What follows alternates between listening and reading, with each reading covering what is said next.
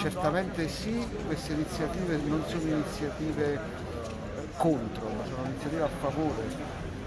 Noi immaginiamo che ci sia da fare tutti quanti come dei civil servant per poter fare in modo che nascano momenti di crescita, di sviluppo sociale e collettivo.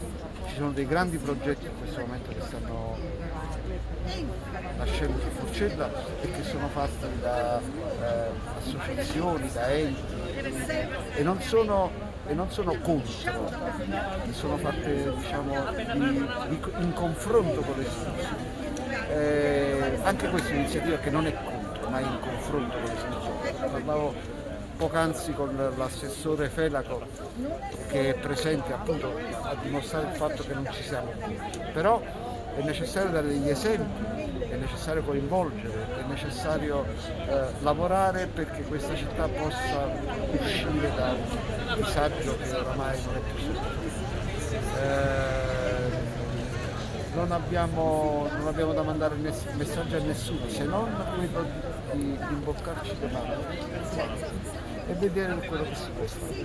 Lo stiamo facendo, questo è una goccia nel mare, lo sappiamo, però qua ci sono dei progetti meravigliosi, c'è la casa di vetro, ci sta la ristrutturazione della devozione della Santa Croce, abbiamo recentemente ripulito la fontana della Scapigliata, a suo tempo facevamo l'accordo con la sovrintendenza e il comune per la pulizia del cibo a Forcella.